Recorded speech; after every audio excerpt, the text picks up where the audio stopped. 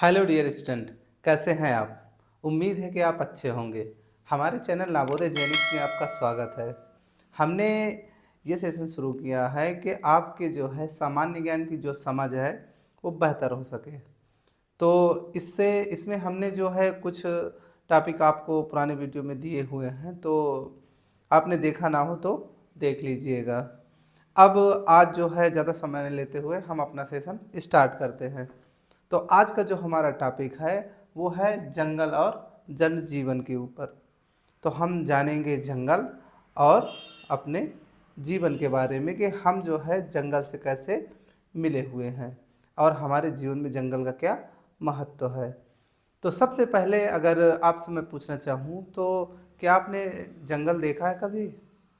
आपने कभी जंगल देखा होगा, आपने जंगल के चित्र देखे होंगे, टीवी में देखा होगा या मोबाइल में देखे होंगे। तो जंगल होता क्या है, जंगल किसे कहते हैं? तो जंगल में जो जंगल की अगर बात करें तो जैसे छोटे बड़े पेड़ पौधे होते हैं जंगल में, तरह तरह के फल फूल होते हैं, साथ में जो है विभिन्न प्रकार के पशु पक्षी देखने को मिलते हैं। और आपको जो है दूर तक फैली हरियाली देखने को अगर मिले तो समझ लीजिए वही क्या है, आपका जंगल है। तो जंगल आप समझ गए होंगे क्या होता है, आपने देखा भी होगा। अब जंगल की अगर बात करें तो जंगल का हमारे जीवन में क्या महत्व है? तो सबसे बड़ा महत्व अगर हम देखें जंगल का, तो जंगल से जो है प्राणदायिनी गैस मिलती है, प्राणदायिनी हवा मिलती है। और उसका नाम क्या है? ऑक्सीजन, जो शुद्ध हवा है जिसे हम लेते हैं अपने जीवन को जीने के लिए। साथ में जो विषैली गैस होती है उसे जंगल जो है सोखने का काम करते हैं। इसके अलावा जंगलों का क्या काम है? इसके अलावा जो है जैसे बारिश नहीं होती है तो बारिश में मिट्टी का कटाव होने लगता है। अब जैसे फसल होती है तो उर्वरक मिट्टी होती है ऊपर, उसी में तो फसल होती है। अगर वो मिट्टी बह जाए तो ऊपर की उर्वरक जहाँ जहाँ फसल होती है तो कोई भी फसल पैदा ना होगी। तो उसे रोकने का काम क्या कौन करते हैं? जंगल करते हैं।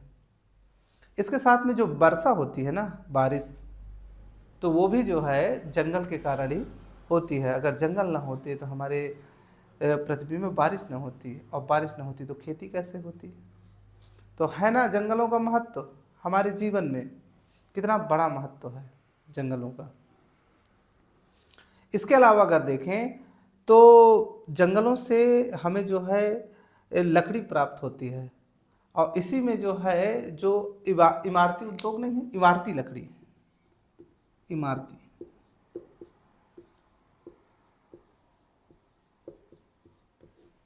इमारती लकड़ी किससे प्राप्त होती है?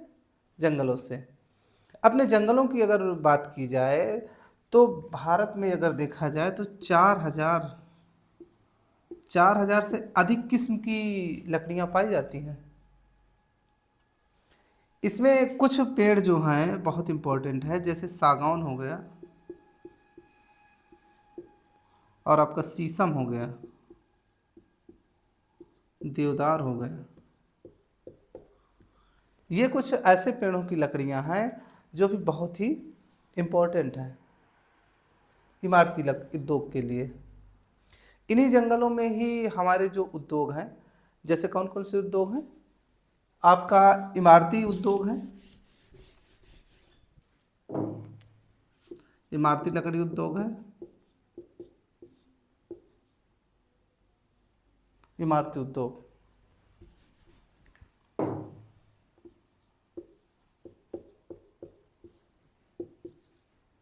साथ में आपका और है प्लाईवुड उद्योग, प्लाईवुड उद्योग,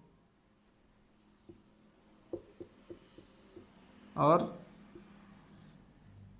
कास्ट उद्योग, कास्ट उद्योग।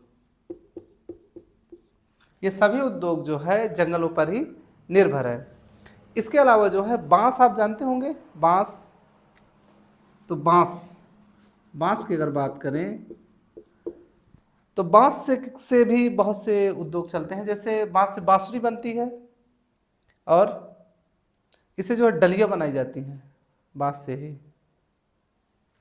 डलिया बनती है, बांस से बांसुरी बनती है। तो ये सब बहुत से उद्योग हैं जो बांस पर निर्भर हैं, इसके पत्ते पर। इसके अलावा जो है कागज हो गया, और आपका कागज के अलावा दोना पत्तल हो गए, और ये आपकी रफ नहीं होती, हाँ रफ कागज हो गया इससे।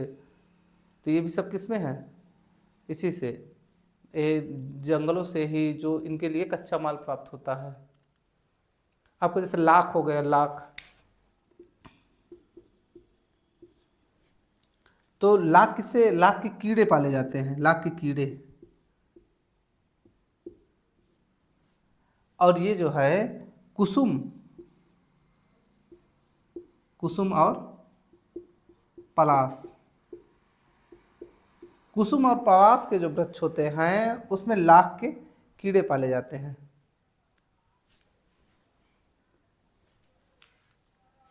ठीक। इसके अलावा जो है आपका जो सहतूत होता है, सहतूत, उसमें रेशम के कीड़े पाले जाते हैं सहतूत से।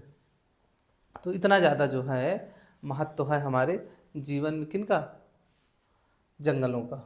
ये सारे उद्योग चलते हैं उसमें, लकड़ी के लिए बहुत से उद्योग चलते हैं। अब इमारती क्या होता है, इमारती मतलब वैसी लकड़ी जो हमारे दैनिक जीवन में यूज होती है, जैसे मेज बनती है, कुर्सी बनती है, सोफा बनता है, फर्नीचर बनते हैं। तो ये सब इमारती तो हैं, घरों में लगता है फर्नीचर। तो सब लकड़ियाँ किस पे निर्भर हैं, जंगलों से ही प्राप्त होती हैं। ठीक है, काफ़ी चीज़ें आपको समझ में आई होगी जंगल के बारे में, कितना अधिक महत्व है इनका जंगलों का। बारिश कराते हैं, हवा आपको देते हैं, शुद्ध हवा मिलती है। बहुत से लकड़ी के उद्योग आपके जंगलों पर ही निर्भर हैं। तो कितना ज़रूरी है बारिश। इसके अलावा अगर देखें तो प्रारंभिक मानव जीवन कैसा था,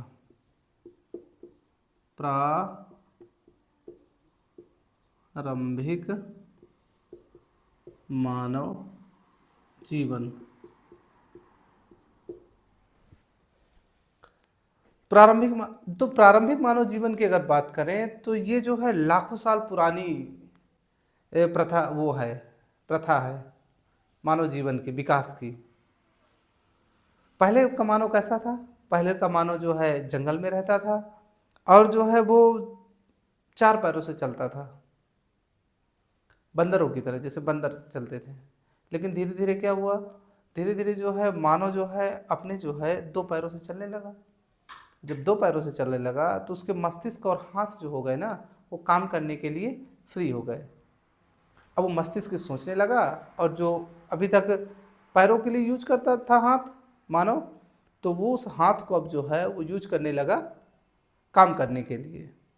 तो धीरे धीरे ऐसे ही मानवों का विकास बढ़ा।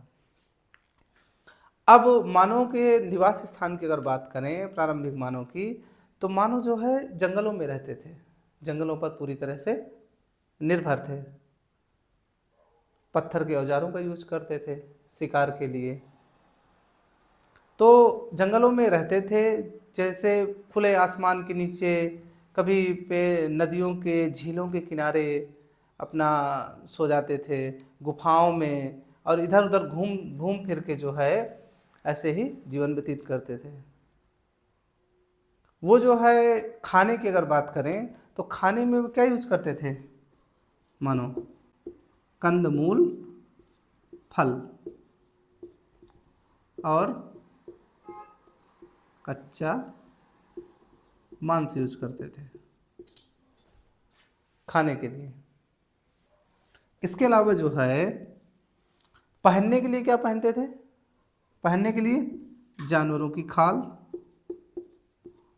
जानवरों की खाल और पत्तों की छाल, पेड़ों की छाल, पत्तों की नहीं, पेड़ों की छाल। साथ में जो है पत्ते लपेटते थे, जो पेड़ों से पत्ते नहीं मिलते थे, पत्ते, उन्हें जो है लिपटा लेते थे। तो मानो शुरू में जो है क्या खाते थे, कच्चा मांस और कंदमूल, फल। और पहनने में क्या यूज करते थे, देखिए खाल और पेड़ों की छाल और पत्ते लपेट लेते थे।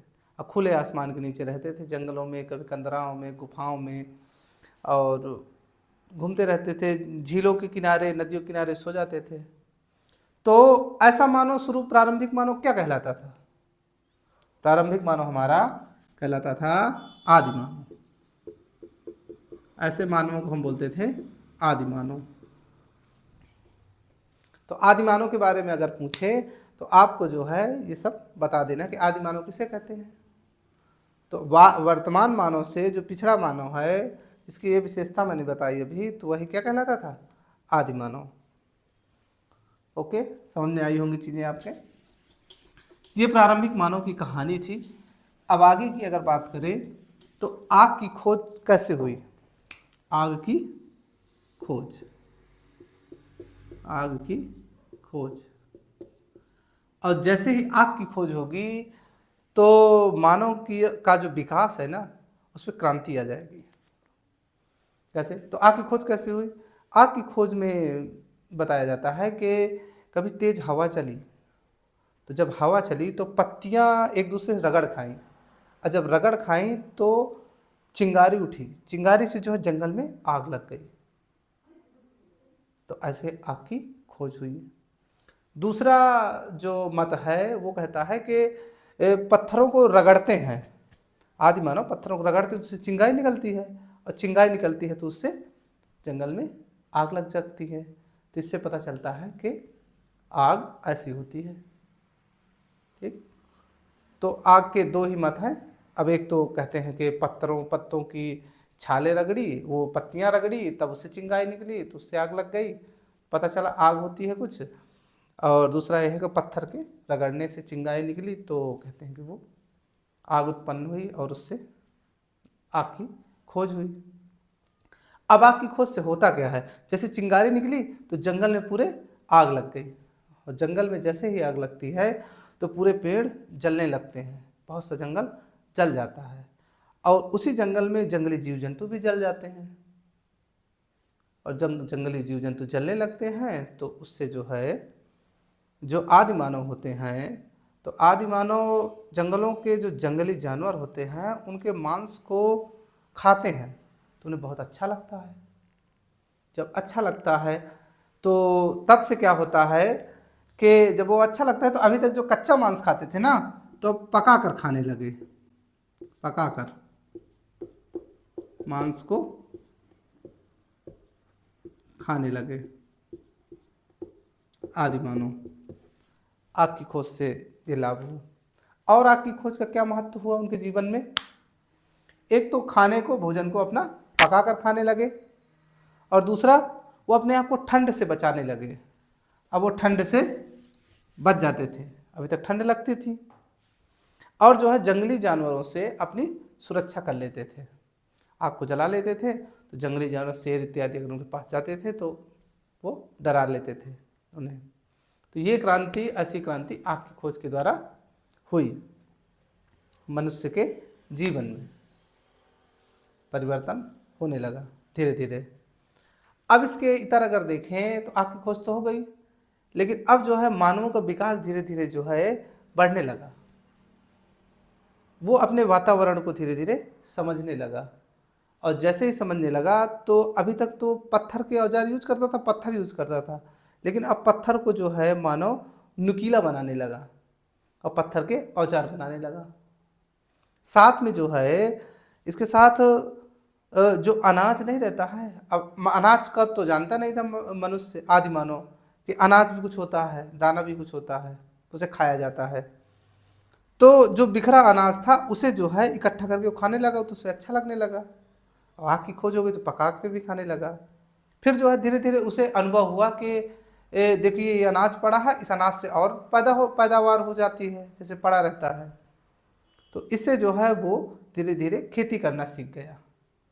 खेती के बारे में मनुष्य, आदि मानव जानने लगा कि खेती से जो है हम अनाज उत्पन्न कर सकते हैं। तो जब खेती करने लगा तो उसे जो है खेती के लिए औजारों की ज़रूरत पड़ने लगी कि अपनी खेती को और सरल बनाया जाए। तो अभी तक पत्थर के औजारों को यूज करता था, लेकिन बाद में क्या हुआ कि खुदाई से तांबा मिला, तांबा, तांबा धातु मिली। तो सबसे पहली अगर धातु की खोज करें, मतलब देखें कि कौन सी किस धातु की खोज हुई थी, तो धातु थी तांबा। तो जैसे ही तांबे की खोज हुई तो आदि मानव जो है तांबे के औजार बनाने लगे। अब ये जो औजार थे वो पत्थर के औजार अभी तक टूट जाते थे, लेकिन तांबे के औजार मजबूत होने लगे, इससे औजार बनने लगे। इसके साथ साथ कुछ समय बाद जो है लोहे की खोज हो गई, लोहे की। अब जैसे ही लोहे की खोज होती है तो अब तांबे की जगह लोहे के औजार बनने लगे। अब लोहे के औजार जो थे वो तांबे के औजार से ज़्यादा मजबूत थे और टिकाऊ थे। तो इससे जो है मनुष्य ने कुल्हाड़ी बनाई, कुल्हाड़ी, कुल्हाड़ी और हंसिया बनाई। कुल्हाड़ी और हंसिया बनाई तो इससे जो है खेती करना आसान हो गया। और अपनी रक्षा के लिए भी यूज करने लगे, जंगली जानवरों को मार के जो है इसका यूज करते थे, कुल्हाड़ी का, जंगली जानवरों से अपने को आपको सुरक्षित रखने के लिए। तो देखिए आग की खोज से कितना ज़्यादा लाभ हुआ मनुष्य को। तो इसमें जैसे कुछ क्वेश्चन बनाए हम कि आग की खोज थी तो आदि मानव का जीवन जो था आग की खोज के पहले कैसा था, और आग की खोज के बाद मानव जीवन कैसे बदला आदि मानव, जैसे ही आग की खोज हो गई। देखिए क्वेश्चन बनते हैं, दोनों क्वेश्चन ये बनते हैं। तीसरा क्वेश्चन ये बनता है कि हमारे जीवन में आग का क्या महत्व है, अगर आग ना होती तो हमारा जीवन कैसा होता, है ना सोचने वाली बात। तो इसके बारे में आप थोड़ा सा लिखेंगे और थोड़ा सा जानेंगे, ठीक है। इधर जो आग की खोज के बाद हमने ये जाना कि कैसे तांबे की और लोहे की खोज हुई, उसमें जो है कैसे मनुष्य ने जो है खेती करना सीखा, धीरे धीरे अपने वातावरण को कैसे समझने लगा, ठीक। अब जो है हम जाने तो एक बार हुआ क्या कि जैसे ऊंचाई ऊंचाई होती है ना, ऊंचाई से जो है लकड़ी के गट्ठे ढरंगते हुए चले आ रहे थे, लुढ़कते हुए चले आ रहे थे। तो आदि मानव ने सोचा ये कैसे चलता है, ये लुढ़क क्यों रहा है। तो उससे जो है उनके दिमाग में आया कि अगर ये लुढ़क रहा है तो इससे हम क्यों ना लकड़ी के कुछ ऐसे औजार बनाएं जो चले। तो उससे जानते हैं क्या किसका आविष्कार हुआ, पहिए का आविष्कार हुआ। और जैसे ही पहिए का आविष्कार हो जाता है तो आदि मानव के जीवन में क्रांति आ जाती है। क्यों, इससे होता क्या है कि ये जो है पहिए से बनाते हैं बैलगाड़ी, और उस बैलगाड़ी से क्या होता है सामान को एक स्थान से दूसरे स्थान के लिए आसानी हो जाती है ले जाने में, और हम एक स्थान से दूसरे स्थान तक यात्रा भी कर सकते हैं। तो पहिए का जब जीवन में आदि मानव जोड़ लेते हैं तो बहुत ज़्यादा जो है विकास हो जाता है, और अब खेती करना और एक स्थान से दूसरे स्थान तक जाना आसान हो जाता है, ठीक। तो ये पूरी बात रही आपकी जो है आदि मानवों की। आप बेहतर, मुझे ऐसा वो है कि आपको जो है बेहतर इसमें समझ आपकी विकसित हुई होगी और आपको समझ में आया होगा। इसके अलावा अगर वर्तमान में देखें तो आदिवासी पाए जाते हैं, आदिवासी जंगल में। अब आदिवासी क्या होते हैं, ये आदि मानव नहीं है, ये आदिवासी हैं। तो आदिवासियों को जो है वो ऐसे मानव होते हैं जो आज भी जो है जंगल में रहते हैं। भारत का कुछ हिस्सा हमारी जनसंख्या का आज भी जंगलों में रहते हैं, और जो है जंगलों में ही निर्भर हैं अपने दैनिक जीवन के लिए। वहीं से वो जंगलों की जो चीज़ें होती हैं उनका उपभोग करते हैं, और अपने उद्योगों के लिए जैसे जंगलों से कच्चा माल प्राप्त करते हैं, और उनसे डलिया बनाते हैं, पत्तल बनाते हैं, और उन्हें जो है हमारे जो बाज़ार हैं उनमें वो करते हैं, बेचते हैं, और उससे पैसा पाते हैं। लकड़ी जो है बेचते हैं, बहुत सी लकड़ियों को। तो आदि मानव जो है आज भी जंगल में रहते हैं। तो एक कानून आया है जंगल अधिकार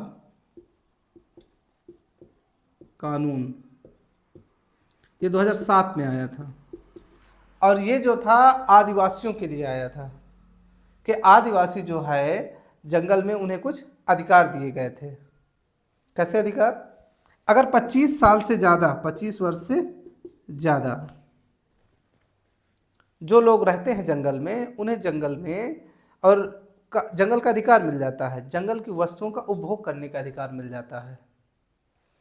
और उनकी एक कमेटी बन जाती है, ग्राम सभा बन जाती है, जो जो है जंगल को जो अगर कोई दूसरा काटता है तो उस पर रोक लगाते हैं, वो उस पर अपनी प्रतिक्रिया व्यक्त करते हैं कि आप जंगलों को नहीं काट सकते हैं क्योंकि ये हमारा निवास स्थान है जंगल।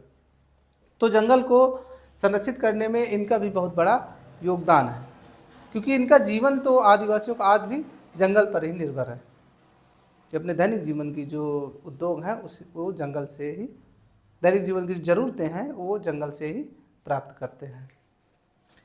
वनों की बचाव के लिए कुछ जो है आंदोलन चलते हैं और योजनाएं आती हैं वनों के बचाव के लिए, वनों के बचाव के लिए।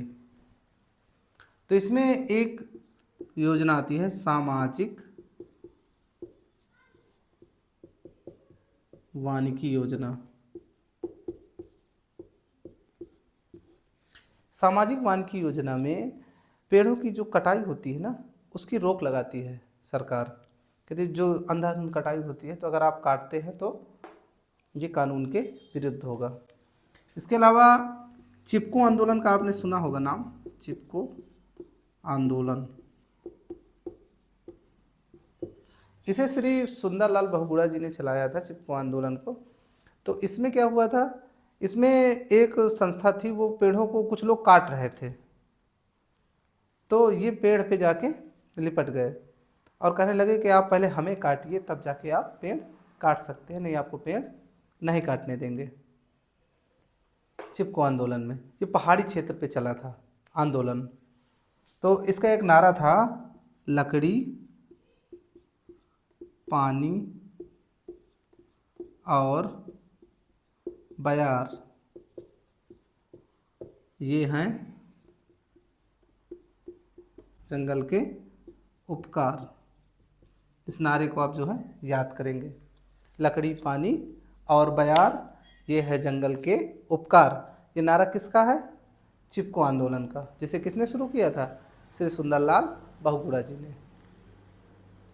इसके अलावा जो है एक वन महोत्सव चलाया जाता है, वन महोत्सव, वन महोत्सव। इसे के.एम. मुंशी जी ने चलाया था, के.एम. मुंशी।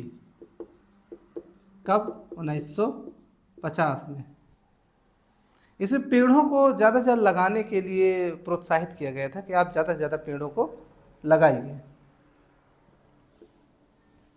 इसके अलावा जो है एक मैती आंदोलन है, मैती आंदोलन, मैती आंदोलन। मैती आंदोलन में क्या होता है? मैती आंदोलन में जो है जब लड़कियों की शादी होती है तो जब वो मायके ससुराल में जाती हैं तो मायके की याद में एक पेड़ लगाती हैं और उसकी निरंतर देखभाल करती हैं। तो कितनी अच्छी प्रथा है देखिए। इसमें मैती जो ये आंदोलन है, मैती आंदोलन है, और ये जो इससे संबंधित लोग हैं कि जाते हैं और एक पेड़ लगाते हैं ताकि अपने जंगलों को हम सुरक्षित रख सकें। तो ये कुछ आपके आंदोलन थे और कुछ योजनाएं थी जो वनों को जो है बचाने के लिए चलाई जा रही, सरकार की तरफ से चलाई जा रही थी और चलाई जा रही हैं। लेकिन हमारी भी कुछ जिम्मेदारी बनती है कि जंगलों का जो अंधाधुंध कटाई चल रही है और जो इस समय जो है लोगों के अंदर विकास की एक भावना जगी है कि नहीं विकास करते हैं हम, तो ऐसे विकास अगर आप जंगलों को काट के करेंगे तो कुछ दिन बाद तो ऐसा होगा कि पूरी पृथ्वी ही खत्म हो जाएगी, क्योंकि जंगल से ही तो सब कुछ है। जंगल से हवा है, पानी है, आपकी बरसात है और पूरा जीवन उसी से टिका हुआ है। तो हमारी भी कुछ जिम्मेदारी बनती है कि जंगलों को बचाएं हम और हो सके तो जीवन में अपने पेड़ ज़रूर लगाएं और उसकी देखभाल करें। ठीक, तो ये कुछ देखिए योजनाएं थी और आपको पूरा टॉपिक जो था ये जंगल और जनजीवन का वो अच्छे से डिस्कस किया गया। उम्मीद है कि आपको जो है ये टॉपिक बेहतर समझ में आया होगा। तो आप जो है इस टॉपिक को पूरा देखिएगा, आपको जो है काफ़ी इंटरेस्टिंग लगेगा और काफ़ी कुछ सीखने को आपको मिलेगा। ठीक है, ओके, थैंक यू।